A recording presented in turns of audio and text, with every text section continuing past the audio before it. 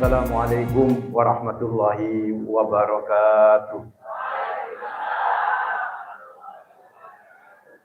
Alhamdulillah wassalatu wassalamu ala asrafil anbiya'i wal mursalin sayyidina wa nabiyina Muhammadin wa ala alihi wa sahbihi wa man tabi'ahum bi ihsanin ila yaumiddin, amma ba'd. Fa inna asdaqal hadits kitabullah wa khairul hadi hadi Muhammadin sallallahu alaihi wasallam wa syarrul umuri muhdatsatuha wa kullu bid'atin dhalalah wa kullu dhalalatin finnar. Allahumma anfa'na bima 'allamtana wa 'allimna alladhi yanfa'una wa zidna ilma. Allahumma inni a'udzu bika an adilla wa dhalla wa azilla wa zalla wa adlima udlama wa ajhala yujala 'alayya. Wa sallallahu ala nabiyyin Muhammad walhamdulillahi rabbil alamin. Ikhwataddin hafizakumullah, Bapak-bapak, Ibu-ibu, hafizakumullah. Pertama yang saya hormati Ketua Takmir Pak Fathul Munir, hafizahullah. Ketua Yayasan Muslim Pak Fuad, Pak Sofyan, ya maaf. Yang kontak saya Pak Fuad, Pak RW Nurianto, dan hadirin hadirat hafizakumullah, mudah-mudahan panjenengan semua selalu dijaga, diberi berkah, diberi rahmat, dimudahkan rezekinya sama Allah Rabbul Alamin. Yang punya hutang insyaallah lunas setelah ini. Habis lunas bisa hutang lagi insyaallah. Setelah hutang lagi lunas lagi insyaallah. Amin gitu. Dan mudah-mudahan kumpulnya jenengan di sini, Bapak-bapak, Ibu-ibu, 9 masjid kumpul di sini, mudah-mudahan menjadi pertanda mudahnya panjenengan semua menuju surga Allah Rabbul Alamin. Karena ada hadis Nabi yang menyatakan man salaka tariqan yaltamisu fihi ilman sahhalallahu tariqan ilal jannah. Siapa orang yang berjalan menuju majlis untuk mencari ilmu, maka Allah akan memudahkan jalannya menuju surga. Mudah-mudahan gampang kabeh mlebu surga insyaallah, amin ya rabbal alamin. Pertama, mari kita panjatkan rasa syukur kepada Allah dengan lisan selalu berucap hamdalah, alhamdulillahirabbil alamin. Yang kedua, tentu salam salawat terus kita persembahkan kepada manusia terbaik, pemilik pribadi yang sempurna, teladan abadi bagi kita, Rasulullah Muhammad sallallahu alaihi wasallam. Dengan ucapan terbaik pula, Allahumma shalli ala Sayyidina Muhammad wa ala ali Sayyidina Muhammad. Semoga salam, salawat yang kita ucapkan telah menjadi amal soleh dan bisa menjadi amal soleh yang diterima sama Allah dan kelak bisa menjadi syafaat bagi kita di akhirat. Amin ya rabbal alamin. Bapak-bapak, Ibu-ibu, hafizakumullah. Muhasabah itu hakikatnya tidak harus momentum pas Muharram muhasabah. Seharusnya muhasabah itu evaluasi diri. Muhasabah itu kula yaumin, every day. Mestinya setiap hari kita itu muhasabah. Tapi tidak apa-apa, momentum itu muhasabah, nggak ada masalah. Karena memang terkadang kita ini lebih semangat kalau ada momentum. Kayak Muharraman kumpul kabeh silaturahim 9 masjid di Masjid Sabil Muttaqin misalnya. Ini momentum. Dan jangan salah, Bapak-bapak, Ibu-ibu. Nabi kita Rasulullah Muhammad sallallahu alaihi wasallam itu senang momentum loh ya. Nabi itu senang dengan momentum. Contoh ketika Nabi di tahun kedua Hijriah berada di Madinah, Nabi itu kaget. Orang-orang Yahudi kok rame saat itu di pagi hari. Maka Nabi kemudian bertanya kepada sahabat-sahabatnya, ada apa ini kok rame orang Yahudi? Oh iya ya Rasulullah, ada yaumun azim. Hari ini bagi mereka adalah hari agung, hari besar ya Rasulullah. Loh kenapa hari ini disebut hari besar oleh mereka? Karena yaumun najjallahu Musa wa aghraqa ala fir'auna. Karena hari ini adalah hari bertepatan dengan di mana Nabi Musa pernah dimenangkan oleh Allah atas kejaran Fir'aun. Dan di mana di hari ini juga kata sahabatnya kepada Nabi, Fir'aun ditenggelamkan. Dan Nabi Musa memperingati dengan berpuasa. Maka mendengar itu apa kata Rasulullah Muhammad SAW? Ana aula bi Musa minhum. Saya lebih berhak memperingati kemenangan Musa dibanding mereka orang-orang Yahudi. Dengan kalimat Nabi seperti ini Sahih Bukhari. Dengan kalimat Nabi seperti itu kan berarti Nabi senang dengan momentum. Momentum kemenangan Nabi Musa pun ikut diperingati. Jadi tidak apa-apa. Memang hakikatnya muhasabah ya harus tiap hari dong ya. Nah, esok sebelum tidur kita muhasabah. Kira-kira tadi mulai pagi sampai malam ini apa yang salah kan begitu kan ya? Apa melukai hati suami atau melukai hati istri kan begitu? Apa menyinggung perasaan orang? Itu muhasabah harus kula yaumin. Tapi tidak mengapa sesaat atau sesekali momentum tertentu kita apa? Muhasabah. Lebih-lebih di bulan Muharram. Nah, kenapa pilihannya ini pilihan tema saya ini maksud saya Bapak Ibu? Muhasabah di awal tahun bulan Muharram ini atau di tahun 1447. Muharram ini spesial, Bapak Ibu hafizahumullah. Spesial, luar biasa Muharram. Muharram ini Bapak Ibu merupakan ya satu di antara sekian nama-nama bulan yang langsung dari lisan Nabi Muhammad SAW. Bapak Ibu hafal nggak nama-nama bulan? Coba. Nggak apa-apa lihat internet Google nggak apa-apa ya. Coba buka Google itu kan. Yang pertama apa yang pertama? Muharram, Safar. Kok langsung Syawal ya posisi. Muharram, Safar, Jumadil Awal, Jumadil Akhir, Rajab, Ruwah itu engko Jawa ruwah itu. Ruwah itu Jawa. Iki sing kalender Hijriah.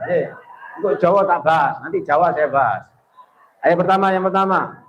Muharram, Safar, Rabiul Awal, Rabiul Akhir, Jumadil Awal, Jumadil Akhir, Rajab, Sya'ban, Ramadan, Syawal,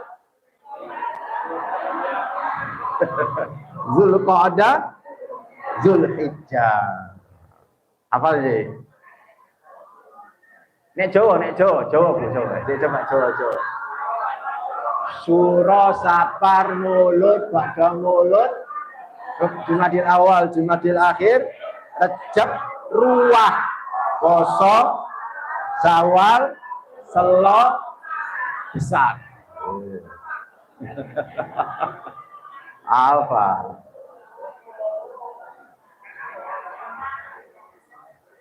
Saya mau berdiri aja ya. Bu, Pak, semua nama tadi yang kalender Hijriah, yang nyoting bingung nih nanti. Semua tadi yang kalender Hijriah, Muharram, Safar, Rabiul Awal, Rabiul Akhir, Jumadil Awal, Jumadil Akhir, Rajab, Sya'ban, Ramadan, Syawal, Dzulqa'dah, Dzulhijjah. Itu semua nama-namanya adalah dari nama jahiliyah. Semua nama tadi adalah semua nama-nama bulan tadi, nama dari mulai zaman jahiliyah. Sebelum Nabi Muhammad lahir pun nama-nama bulan itu ada. Hanya ada satu nama bulan yang dari lisan Nabi Muhammad yang dirubah oleh Nabi Muhammad cuma nama satu bulan. Bulan apa itu? Bulan apa? Nggak apa-apa Bu, nggak apa-apa. Bulan apa Bu? Muharram. Dirubah dari apa? Kan begitu. Sebelumnya Muharram bulan apa namanya? Kok Suro? Ya Allah. Bentar. Saya kasih tahu. Suro, saya kasih tahu. Dulu di abad 17 di daerah Jawa ada kerajaan besar namanya Kerajaan Mataram. Pernah dengar nama Kerajaan Mataram? Kerajaan Mataram ini raja yang ketiga, namanya itu adalah Sultan Agung. Dan kerajaan Mataram, raja yang ketiga inilah raja muslim pertama, itu Sultan Agung. Dan raja muslim pertama, kerajaan Mataram pertama yang nentang Londo, yang tidak pernah mau berkompromi dengan Londo, ya Sultan Agung. Maka kalau ibu, bapak pernah mendengar perang Batavia, itu Sultan Agung melawan Belanda. Sampai akhir hayat hidup Sultan Agung, Sultan Agung tidak mau kerjasama dengan Londo. Itu muslim yang hebat, saudara. Tapi setelah itu, raja-rajanya, setelah Sultan Agung, generasi berikutnya, kerjasama ambil Londo. Sultan Agung inilah bapak-bapak, ibu-ibu pada tahun 1633 yang mengkolaborasi penanggalan Jawa dengan penanggalan Hijriyah. Tahunnya tetap pakai tahun Saka, nggih. Jadi kalau jenengan ke keraton di Gapura keraton itu ada kalender Saka, ada tahun Saka, juga ada tahun Hijriyah. Itu semua adalah kecerdasan Sultan Agung. Jadi Sultan Agung ini benar-benar benci sama Londo. Sehingga akhirnya semua budaya barat yang dibawa oleh Londo nggak mau diterima. Tetapi budaya lokal itu, yaitu Saka, diadopsi, tapi cuma tahunnya saja. Sedangkan nama-nama bulannya pakai nama Hijriyah. Hari, nama-nama hari juga nama Hijriyah. Sampai takok sama mbah-mbah jenengan sing Jawa tulen. Ono enggak dino Minggu? Hah? Nek Jawa tulen, Pak, gak ono Minggu, Pak. Apa? Oh, itu yang Saka, Pak. Dia itu sing Saka. Itu dirubah sama Sultan Agung, harinya dirubah, namanya dirubah, mengadopsi Hijriyah. Tidak ada Minggu, karena minggu itu adalah dari Londo. Yang ada adalah apa? Kalau Jawa tulen, Ahad, Senin. Mangkono ono Ahad, Senin, Selasa, Rebu, ono Rebu Wekasan, Rebu Kliwon, Rebu lagi macam-macam, Jumat, Sabtu. Semua itu dari Sultan Agung. Dan nama-nama bulan pun ada yang dirubah sedikit sama Sultan Agung. Di antara yang dirubah sedikit adalah Muharram. Muharram itu awalnya bulan Muharram, sama Sultan Agung diganti Suro. Apa kok diganti Suro? Asale, Bu, Muharram itu mulia. Mulia nggih? Muharram itu mulia. Kenapa Muharram mulia? Karena ada satu hari yang membuat Muharram itu mulia, yaitu namanya Asyura. Kenapa? Hari Asyura. Hari Asyura itu hari yang keberapa? Hari yang ke-10. Gara-gara hari Asyura ini mulia, Sultan Agung mempopulerkan Asyura. Lama-lama sing dikenal Asyura, bukan Muharram. Kayak ini nih, misalnya Ketua Takmir, Pak Fathul Munir ngomong, coba ceken itu sanyu ceken. Maksudnya apa sanyu dicek nih? Pompa air. Kenapa ngomong sanyu? Padahal pompa air ya pakai merek Panasonic, gak pakai merek sanyu. Apa kok pakai sanyu? Karena yang paling populer pertama kali itu sanyu, sehingga apa saja sing jenenge pompa air disebut. Ustadz nggak minum aqua, padahal ini maksud santri. Semua air mineral disebut apa? Aqua, karena saking populernya. Demikian pula di zaman Sultan Agung, karena Sultan Agung memeriahkan yang namanya Asyura, sehingga bulan Muharram hilang. Setiap masuk bulan Muharram itu selalu wong Jawa saat itu, wong Mataram saat itu ngomong bulan Asyura. Cuman wong Jawa itu rodok blebet nek ngomong ain. Sehingga aine hilang, sing ono bulan Syura. bulan Suro. Berarti disebut bulan Suro maksudnya bulan Muharram. Muharram itu apa? Mulia. Mulia itu bahasa Arabnya apa? Karomah. Wong Jawa gak terlalu fasih ngomong karomah, sehingga ngomong karomah menjadi keramat.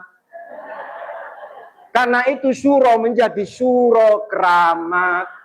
Karena Sultan Agung itu benci sama yang namanya londo. Setiap tahun baru Masehi, londo itu hura-hura. Akhir wong pribumi pun melok-melok saat itu. Dicegah sama Sultan Agung, ojo melok-melok londo. Kita punya tahun baru sendiri. Tahun baru 1 Muharram. Karena wong Jawa gak tahu nyebut Muharram, nyebutnya Suro. Sehingga malam tahun baru itu disebut malam 1 Suro.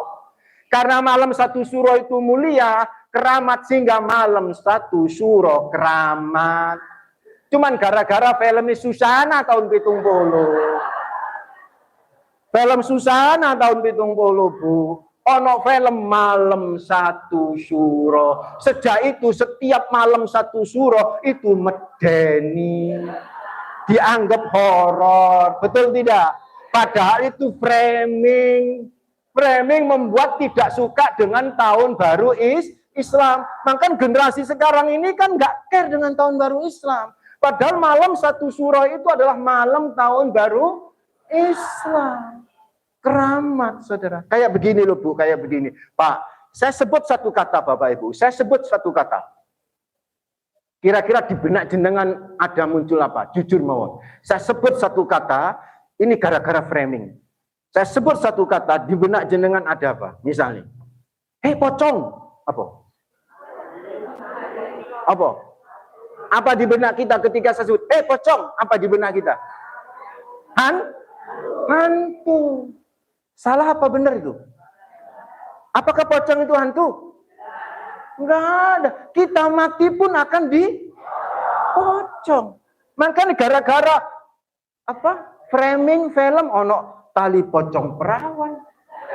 Iya, ada film itu kan. Ada pocong ngesot, pocong kecepit lip, pocong keranda, macam-macam. Gara-gara film perpocongan itulah. Sehingga anak-anak kita nganggep nek uang tua dipocong itu jadi apa? Setan, saudara. Bahaya ini, Pak. Bahaya ini. Framing kami itu bahaya. Ayo kita lurusin. Makanya kenapa malam Jumat Kliwon tuh mesti medeni kan begitu. Padahal malam Jumat itu Sayyidul Ayyam. Kita ini disunahkan setiap malam Jumat itu malam barokah. Malam yang penuh luar biasa keberkahan dari Allah, rahmat. Kita disunahkan baca apa? Al-Kahfi, baca Al-Quran, mau zikir, mau baca surat Yasin, monggo kan begitu. Itu mestinya bukan di benaknya itu horor. Ayo bapak-bapak, ibu-ibu, jangan salah paham. Luar biasa itu yang namanya Sultan Agung. Makanya kenapa Sultan Agung menamai bulan Ruah? Ruah itu bulan apa nek hijriahnya? Sya'ban toh, Sya'ban diganti Ruah. Karena tahu beliau ini Sultan Agung tuh murid langsung dari Sunan Kalijogo. Memang usia saat itu Sunan Kalijogo sudah sepuh. Saat Sultan Agung berkuasa, Sunan Kalijogo di akhir-akhir sudah akhir hayat, sudah meninggal dunia. Tetapi beliau Sultan Agung masih menangis sanatnya, ilmunya kepada Sunan Kalijogo. Ngerti agama Sultan Agung itu. Makanya Sultan Agung itu paham bulan Sya'ban itu bulan tazkiyatun nafas. Ya enggak? Bulan membersihkan diri untuk menghadapi apa? Ramadan. Makanya Nabi Muhammad SAW itu bulan Sya'ban puasa kan? Bahkan Nabi Muhammad itu menurut beberapa sahabat tidak pernah berpuasa lebih dari 1 bulan menyamai Ramadan kecuali di bulan apa?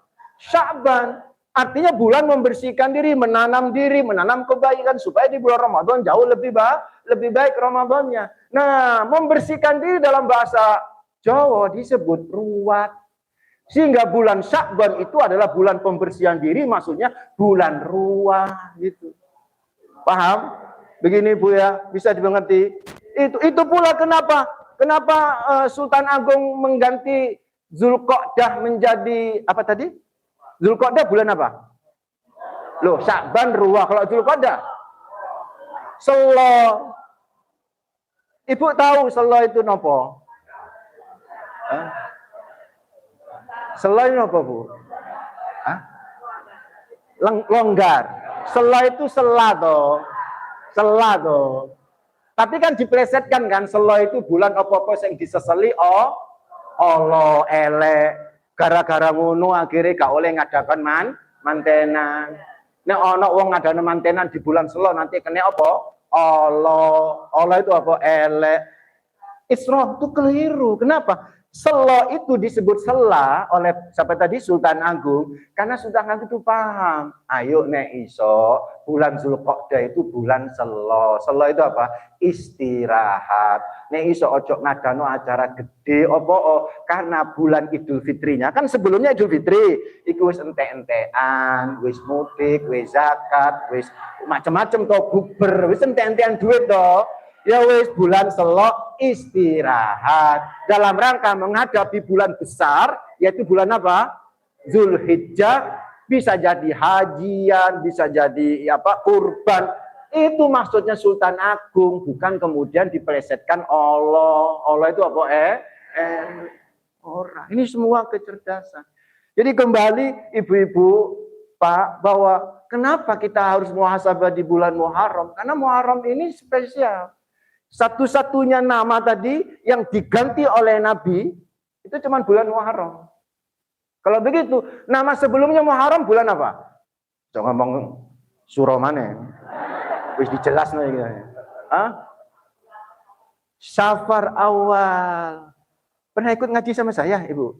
Oh, ikut terus. Pantas dia tahu. Pantas, bagus. Berarti ilmunya manfaat. Pak, Bu. Dulu itu ada tiga bulan yang kembar namanya. Sofar,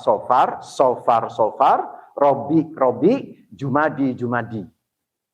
Jadi ada kembar namanya. Sofar, Robi, Jumadi. 6 bulan. Karena kembar akhirnya dikasih awal sama akhir. Sofar awal, Sofar akhir. Kan begitu. Robi awal, Robi akhir. Jumadi ula. Sebelum dirubah oleh Sultan Agung itu Jumadi ula. Kemudian dirubah menjadi Jumadi awal. Ngikutin yang Sofar awal, Sofar akhir, Robi awal, Robi akhir, Jumadil awal, Jumadil akhir. Itu begitu. Nah, sama Nabi, Bu, dirubah. Yang dirubah itu Sofar awal menjadi Al-Muharram. Karena Sofar awal sudah berubah menjadi Al-Muharram, yang ada adalah Sofar tok, nggak pakai Sofar awal. Jadi Al-Muharram baru Sofar, baru Rabiul Awal dan seterusnya. Nabi rubahnya cuma situ. Ramadan itu kok jahiliyah loh. Jeneng Ramadan itu kok jahiliyah. Apa ini hikmahnya yang kita muhasabai? Apa hikmahnya, Pak? Kalau nggak terlalu prinsip, nggak usah dirubah-rubah. Menurut Pak Mas. Nabi itu loh, nggak ngerubah kok. Yang dirubah cuma satu toh. Di antara bahkan Ramadan sama Nabi nggak dirubah. Padahal Ramadan itu sangat lekat dengan Islam, betul? Tapi sama Nabi nggak diganti Ramadan itu apa gitu yang melekat dengan Islam, enggak. Ya tetap Ramadan. Ramadan itu sejak zaman jahiliyah ya Ramadan. Cuman puasanya baru ada di zaman Islam. Nabi nggak ganti-ganti. Apa rahasianya? Apa hikmahnya Nabi nggak ganti-ganti? Di antara hikmahnya yang patut kita muhasab lebih-lebih ini untuk persatuan kita silaturahim. Kalau sesuatu sudah menjadi tradisi dan tradisi itu tidak bertentangan dengan syariat, itu aja, Pak. Dan tidak prinsip, Bu, Pak. Nggak usah dirubah-rubah. Biarin saja. Tinggal kita poles aja secara Islam. Selama tidak bertentangan dengan prinsip keagamaan. Itu saja. Ibu tahu Ka'bah? Halo? Sudah pernah lihat Ka'bah, Ibu? Sudah pernah megang Ka'bah? Yang belum, nanti saya doakan mudah-mudahan bisa megang Ka'bah. Mudah-mudahan ibu-ibu, bapak yang hadir di sini bisa ziarah Mekah, Madinah, insya Allah. Ibu tahu Ka'bah pintunya itu ada berapa? Yang ibu tahu ada berapa pintunya? 1. Pintu yang ibu bapak sekarang tahu itu pintu yang sebelah mana namanya itu? Ya, multazam. Jadi antara pintu dengan Hajar Aswad itu kan namanya multazam. Itu pintu sebelah timur, Ibu. Itu pintu arah timur, oke? Ibu, Bapak tahu pintunya itu sejajar dengan tanah, lantai atau lebih tinggi dari lantai? Lebih tinggi dari lantai kan? tingginya sekitar berapa? 2 meter itu. Karena kalau saya nempel itu masih di atas kepala saya, gitu kan ya. Di atas kepala saya sekitar 2 meter, itu kan. Sekitar 2 meter. Saya ingin tanya Ibu, lazim enggak? Tahu istilah lazim ya? Apa istilahnya dulu? Wajar enggak? Pintu rumah lebih tinggi dari lantai? Ada nggak di sini di Indonesia pintu rumah itu dukur? Jadi nek kabeh nang omah sik leren penean. Ada nggak? Nggak? Hah? Ada? Mana ada? Hah? Di Kalimantan. Oh, itu kan rumah panggung. Nah, namanya saja rumah panggung. Nggak mungkin pintunya ada di bawah. Beda Bu, kalau ini kan bukan rumah panggung. Semua rumah yang bukan rumah panggung, mesti pintunya itu sejajar dengan apa? Lantai, betul tidak? Dan itu terjadi juga di tanah Arab. Semua pintu rumah di tanah Arab itu mesti sejajar dengan apa? Lantai. Itulah kenapa, gara-gara pintu, apa tadi? Ka'bah lebih tinggi dari lantai, dipertanyakan sama Sayyidah Aisyah radhiyallahu anha. Aisyah itu tanya, maaf ya Nabi, kenapa pintu Ka'bah itu kok lebih tinggi dari lantai itu? Karena nggak umum. Dinding mana-mana itu pintu itu mesti sejajar, roto. Kalau toh nggak roto, menek semet 1 kilan lah, itu 1 kilan menek kan begitu. Itu 2 meter. Kenapa Nabi? Apa kata Nabi Muhammad? Iku karepe kaummu. Karepe kaum Quraisy jahiliyah dulu. Karena mereka nggak kepingin setiap orang bisa masuk Ka'bah. Dulu itu pintunya Ka'bah itu ada 2 Bu. Satu pintu timur itu yang populer, yang kita tahu itu tadi. Itu tembus lurus, itu sebelah barat. Itu ada pintu lagi. Namanya pintu keluar. Jadi ada in, out. Benar ya? In, out. Ada duhul, ada khuruj. Ada masuk, pintu masuk, dan ada pintu keluar dulu begitu. Pintu yang keluar ditutup sama orang-orang jahiliyah Quraisy, berat. Ditutup. Pintu yang timur tetap dibuka, tapi ditinggikan. Supaya semua orang nggak bisa masuk. Gitu tuh, karena siapa itu? Jahiliyah. Nabi sampai ngomongin itu. Saya hafal teks hadisnya Nabi itu. Laula hadasatu qaumiki bil kufri. Kata Nabi itu kepada Aisyah. Laula hadasatu qaumiki bil kufri. Andai kalau bukan baru saja kaummu itu lepas dari kekufuran. Maksudnya baru masuk Islam. Kan baru masuk Islam. Lanaqattul Ka'bah. Aku akan bongkar itu Ka'bah. Summa banaituhu ala asasi Ibrahim. Dan aku akan bangun kembali seperti bentuk di zaman Nabi Ibrahim. Di zaman Nabi Ibrahim, pintunya itu nempel tanah. Dan pintunya itu ada 2. Tidak tinggi seperti yang sekarang. Saya ingin tanya, apakah sampai akhir hayat Nabi akhirnya jadi membongkar? Tidak. Why? Karena Nabi ingin memelihara persatuan dan kesatuan. Karena itu bapak-bapak, ibu-ibu, ayo. Saya itu senang banget ini tadi diberitakan, diinfokan bahwa ini masjid-masjid ada 9 masjid. Masya Allah, segini banyaknya. Dari 9 masjid segini banyak.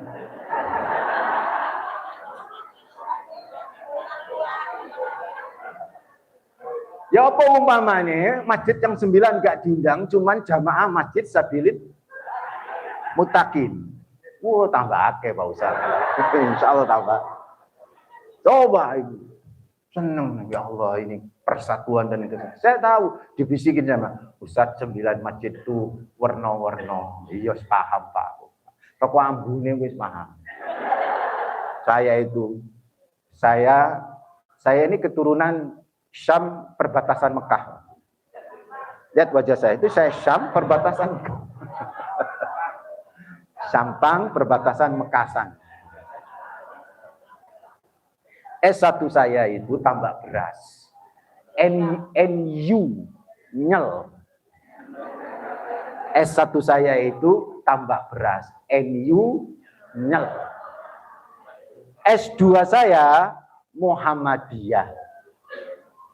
S2 saya Muhammadiyah. Saya sering diundang justru bukan orang-orang NU, tapi sering diundang oleh orang-orang Muhammadiyah. Cuman kata teman-teman, saya ini ustadz yang kayak rumah makan Padang. Tahu rumah makan Padang, Ibu? Tahu rumah makan Padang, Pak? Disajikan semua, dek, silakan mau ngambil.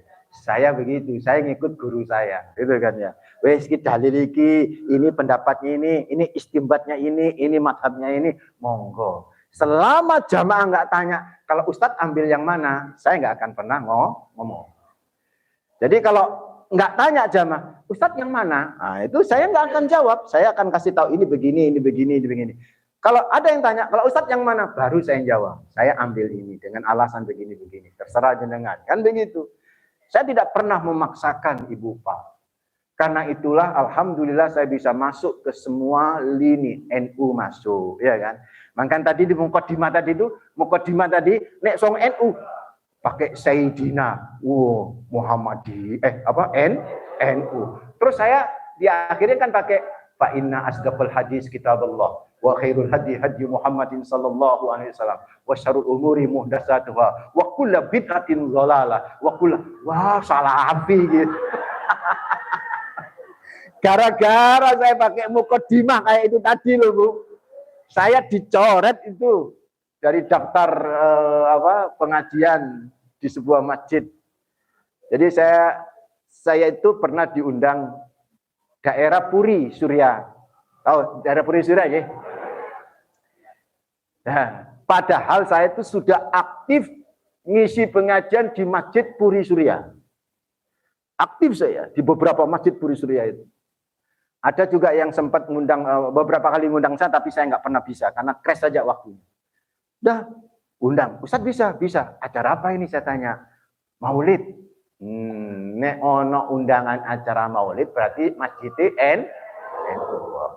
Aku dalam hati, oh ini NU ini. Udah bismillah. Saya pakai sarung. Saya pakai sarung karena NU pakai sarung. NU.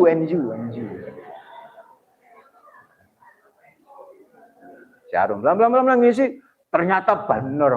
Waduh, pakai apa? Sholawat, bobong, wadra, bla. Selesai.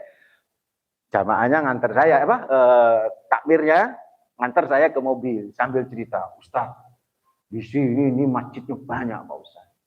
Ya Ustaz tahu, iya. Ada Masjid Muhammadiyah, ada Masjid Salafi.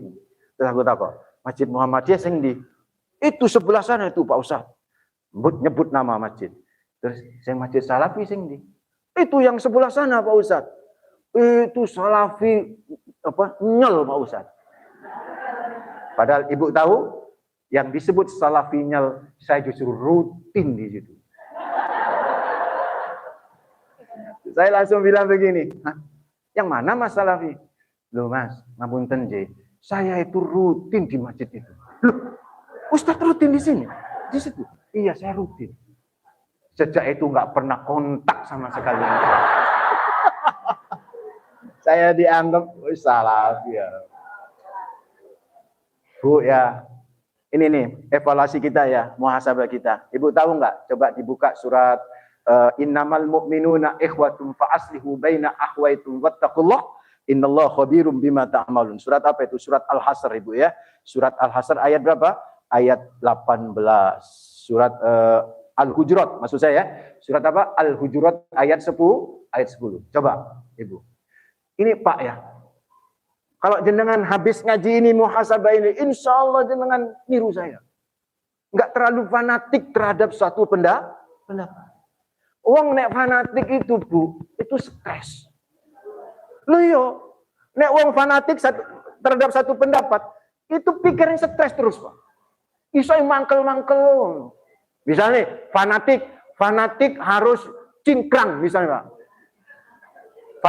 Fanatik harus cingkrang.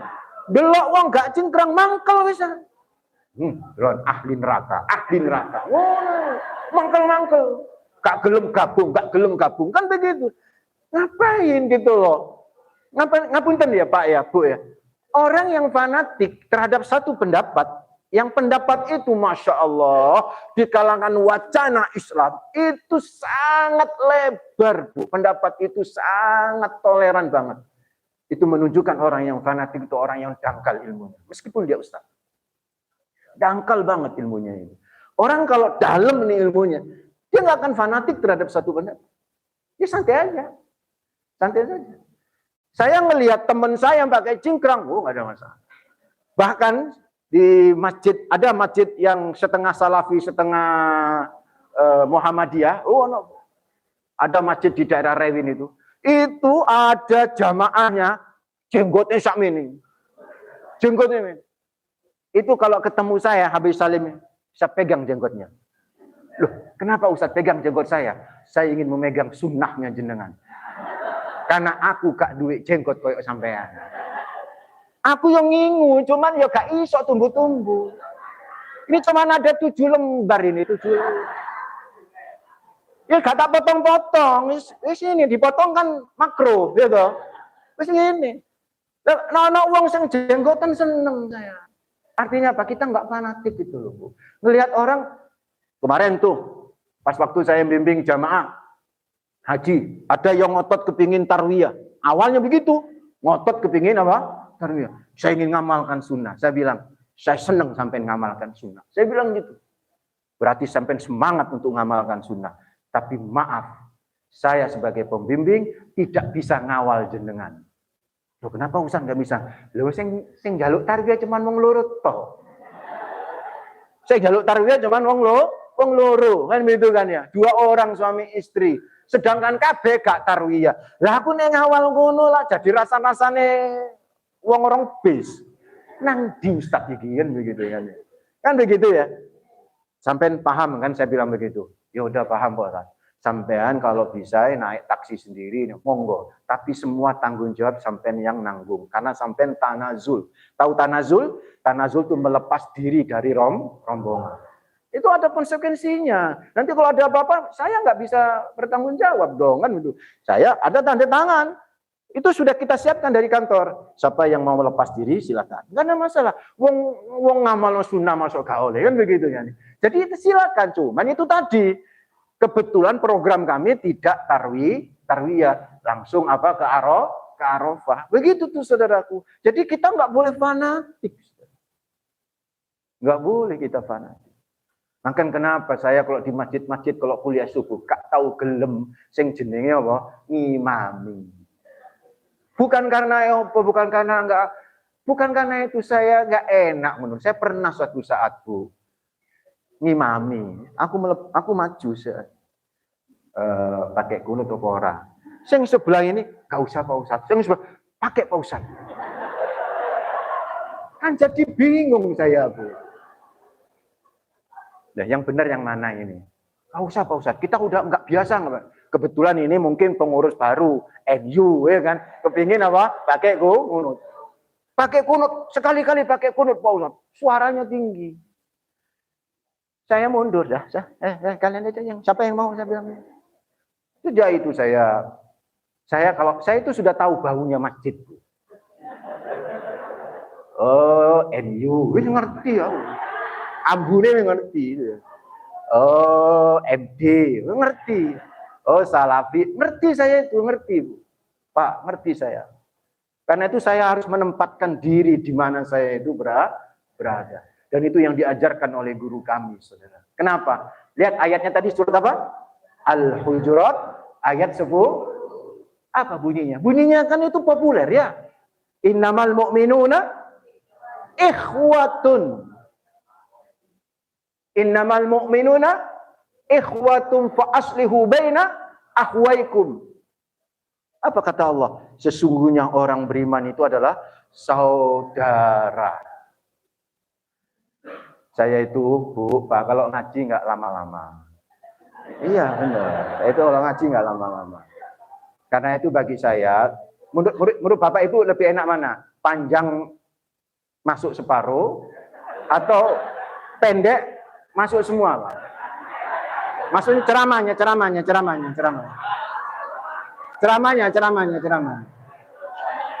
Enak mana, Pak?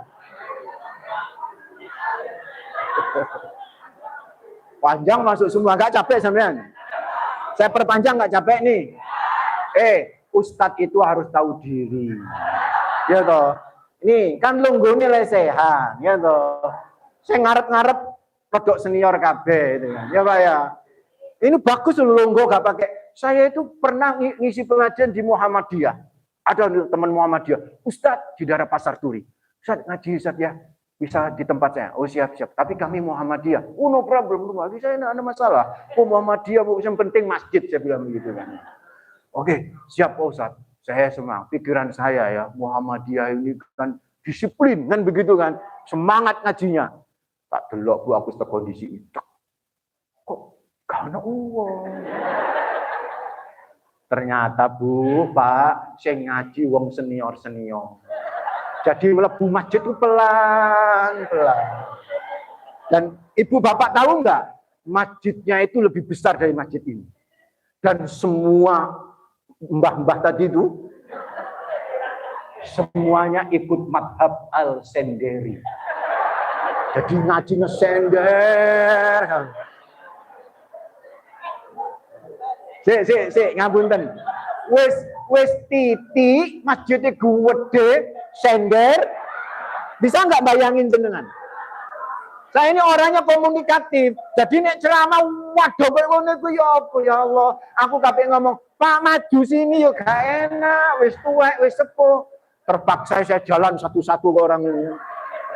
Semangat mereka ngaji ya. Bu, perhatikan, kita harus tahu diri ya. Sampean saya lihat, saya ini perhatian loh orangnya sama Ibu Bapak. Lah ya. Dari tadi itu saya lihat sampean sudah berubah posisi 10 kali loh. Emang nggak ngerti tahu? Saya tahu, udah berubah posisi ke kiri, ke kanan, sudah berubah posisi. Itu namanya al-gringgingen, ya toh. Ojo suwe-suwe. Oke, coba perhatikan, sebentar. Coba perhatikan. Innamal mu'minuna ikhwatun. Sesungguhnya orang beriman itu apa? Saudara. Al-Quran menggunakan kalimat apa di situ? Diksi apa yang digunakan oleh Al-Quran? Ikhwatun. Kan begitu tuh? Halo? Ibu sudah lihat ini? Ya memang luar biasa ya pengajian ini, Masya Allah. Rata-rata hafid Al-Quran semua ya. Jadi nggak ada yang buka Al-Quran, nggak ada yang langsung ustadznya dipedelengin aja itu kan. Dah, nggak apa-apa. Saya husnudon sama jenengan ya, alhamdulillah. Ibu yang di luar ya, nggak buka, nggak apa-apa Bu, karena jenengan hafal. Surat apa tadi? Surat apa? Al-Hujurat ayat berapa tadi? Oh ya kan? Oh hebat hafalannya. Coba di situ ada kalimat innamal mu'minuna ikhwatun. Sesungguhnya orang beriman itu bersaudara. Allah menggunakan kata bersaudara dengan diksi kalimat apa? Ikhwatun. Ibu tahu nggak kalimat ikhwatun itu dari mana? Bu, perlu Bapak ketahui Pak J. Dalam Islam itu kata saudara itu biasanya bahasa Arabnya itu ahun. Ahun, akhi. Ahun, akhi. Kalau perempuan, ukhtun, ukhti. Kan begitu. Ahun, berarti ini.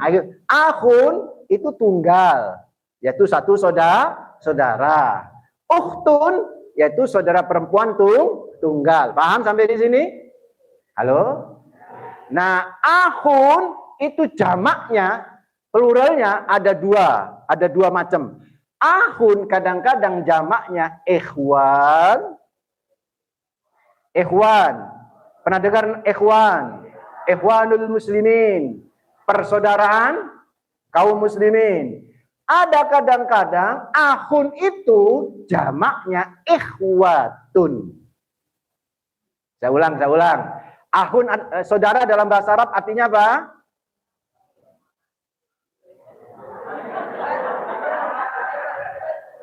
Saya ulang. Saudara dalam bahasa Arab artinya apa? Ahun. Ayo Bu. Saudara Pak dalam bahasa Arab artinya apa? Ahun. Kalau jamaknya apa? Ada dua jamaknya. Ikhwan sama apa? Ikhwatun. Nah, yang tadi itu di Al-Quran itu ikhwatun. Dua-duanya ada di Al-Quran. Paham sampai di sini? Kalau saya sebut saudara-saudara, pakai apa? Pakai apa? Ikhwatun atau ikhwan. Paham sampai di sini? Kalau satu saudara artinya apa, Pak? Kalau satu saudara bahasa Arabnya apa? Ahun. Ahun. Alif, kho, ahun. Kalau banyak saudara, ada dua jamaknya apa? Ikhwan sama apa? Ikhwatun. Paham Bapak Ibu? Benar paham? Masya Allah, luar biasa. Senang saya. Itu DIN Bu, itu 2 semester. Sampean 2 menit langsung paham. Gak ngandel Bu. Bener paham Bu ya, paham. Bahasa Arabnya saudara apa? Ahun. Kalau bahasa Arabnya saudara-saudara, ikhwan sama apa? Ikhwatun. Wes, keren Masya Allah. Itu DIN berapa semester? 2 semester. Tulisan bahasa Arab itu, ya kan? Coba Bu. Di Al-Quran ada juga ikhwan, ada juga ikhwatun. Artinya apa tadi? Ikhwan sama ikhwatun? Saudara-saudara. Namun di Al-Quran itu, Masya Allah nih Al-Quran Bunda. Teliti Pak, teliti banget. Ketika Al-Quran menggunakan kata-kata ikhwan, saudara-saudara, itu biasanya saudara seide, tidak saudara-sedara. Contoh, surat Al-Isra ayat 27. Innal mubadzirina kanu ikhwanas syayatin. Al-Isra 27. Innal mubadzirina kanu ikhwanas syayatin. Sesungguhnya orang yang berfoya-foya, mubazir, ikhwanas syayatin, itu saudara-saudaranya setan. Orang sing boros Bu, jadi dulure setan. Saya ingin tanya, orang yang boros jadi dulure setan itu ono nasab sama setan? Ada hubungan darah sama setan? Tidak ada. Jadi setiap ada kata ikhwan, saudara-saudara di dalam Al-Quran, biasanya itu hubungan persaudaraan, seide, sefrekuensi tanpa hubungan darah. Paham sampai di sini? Kalau persaudaraan yang ada hubungan darah Bu, itu biasanya menggunakan kata-kata ikhwatun. Misal dalam surat Yusuf ayat 58. Ketika Allah menyebut saudara-saudara Yusuf, Allah tidak menggunakan kata-kata ikhwanu Yusuf, tidak. Tapi Allah menyebut ikhwatu Yusufah. Wa idza jaa ikhwatu Yusufah wa jaa ikhwatu Yusufah fadakhalu alaihi fa arafahum wa hum lahu munkirun. Ketika datang saudara-saudaranya Yusuf. Saya ingin tanya, saudara-saudara Yusuf sama Yusuf ada hubungan darah apa enggak?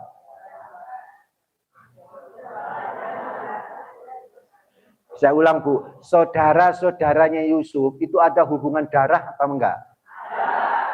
Yusuf itu anaknya siapa? Yakub. Yakub punya anak 12, ya toh? Ada Ruben, bukan Ruben Onsu, bukan. Ada Samaun, ada Levi, ya toh? Ada Jad, ada Asyari, ada 12. Ada Benyamin, yang paling kecil siapa? Yusuf. Anak Yakub nomor 12 itu Yusuf. Dan surat Yusuf itu surat ke-12. Itu indahnya angka-angka di dalam Al-Quran. Kenapa disebut surat Yusuf itu surat Yusuf ke-12? Karena Yusuf itu adalah anak Yakub yang ke-12. Nah, saudara-saudara Yusuf itu saudara apa tidak? Saudara, beda ibu. Bapaknya podo, Yakub, istrinya 4. Pak, berapa istrinya? 4. Jangan melok-melok, Pak. Buyang-buyang sampai. Jangan melok-melok. Kapan-kapan undang saya lagi, saya bahas tentang jangan kau zolimi istrimu. Pak, perhatikan nih, perhatiin. Berapa istrinya Yakub? 4. punya istri ada Rachel. Nah, Rachel itu ibunya Yusuf. Rachel itu ibunya Yusuf. Nah, Yusuf itu yang ke-12. Makanya surat Yusuf disebut surat ke-12. Saudara-saudara yang lain dari Yusuf, saudara sekandung karena satu ayah. Saudara apa tidak? Makanya di Al-Quran selalu disebut ikhwatun, pakai tak marbuto. Saudara-saudara. Itu pasti mengandung saudara. Kalau ikhwan, saudara tapi tidak ada hubungan belum tentu ada hubungan nasab. Coba kembali ke surat Al-Hujurat ayat 10. Coba dicek surat apa? Al-Hujurat ayat ke-10. Saya ingin tanya Bu, kalau Ibu paham nih, kalau Bapak paham, itu Al-Quran menggunakan ikhwan atau menggunakan ikhwatun? Hah? Menggunakan apa? Ikhwatun toh. Tadi kalau ikhwan itu persaudaraan yang tidak ada hubungan darah. Kalau ikhwatun yang ada hubungan darah toh. Saya ingin tanya, innamal mu'minuna ikhwatun. Sesungguhnya orang yang beriman itu satu saudara. Berarti satu saudara-saudara. Begitu? Kan mestinya tidak toh. Tapi kenapa Allah menggunakan ikhwatun seolah-olah saudara? Ini Allah ingin ngasih tahu bahwa orang seiman itu bagaikan saudara. Paham? Jangan sampai bertengkar gara-gara kunut rakunut. Jangan sampai bertengkar gara-gara apa? Cingkrang lah cingkrang. Jangan gara-gara bertengkar saudaraku, gara-gara salafi atau bukan salafi, saudara. Karena semuanya adalah saudara seiman, seolah-olah saudara sekandung di antara kita. Sampai di sini bisa dimengerti? Itulah muhasabah tahun ini, supaya kita bersatu. Karena kesatuan kita lah yang membuat kita semakin kuat. Tidak ada kekuatan di dunia ini kecuali persatuan di antara sesama kita, sesama Muslim, NU, MD, Salafi dalam 9 masjid. Insya Allah saudaraku, barokah dunia akhirat. Mudah-mudahan manfaat Bapak Ibu. Demikian yang bisa sampaikan. Ada pertanyaan? Alhamdulillah nggak ada pertanyaan. Mudah-mudahan sukses. Yang sakit diangkat penyakitnya sama Allah Rabbul Alamin. Yang sehat selalu diberi sehat sama Allah. Rezeki lancar insya Allah. Mudah-mudahan dimudahkan bisa berangkat ke Mekah dan Madinah insya Allah. Apakah itu umroh atau haji. Dan mudah-mudahan keluarga kita menjadi keluarga yang sakinah mawaddah, penuh keberkahan dari Allah Rabbul Alamin. Ala hadihi niyah wa kulli niyatin salihah. Ini NU, enggak apa-apa. Al-Fatihah. Iyyaka na'budu wa iyyaka nasta'in ihdinas siratal mustaqim siratal ladzina an'amta 'alaihim ghairil maghdubi 'alaihim waladdallin. Demikian yang bisa sampaikan, kita istighfar bareng-bareng. Astaghfirullahaladzim, astaghfirullahaladzim, astaghfirullahaladzim. Subhanakallahumma bihamdik asyhadu an la ilaha illa anta astaghfiruka wa atubu ilaik. Kita baca Al-Asr. Bismillahirrahmanirrahim. Wal asri innal insana lafi khusrin illa alladzina amanu wa 'amilus solihati wa tawassaw bil haqqi wa tawassaw bis sabr. Wa sallallahu ala sayyidina Muhammad walhamdulillahi rabbil alamin. Wa assalamualaikum warahmatullahi wabarakatuh.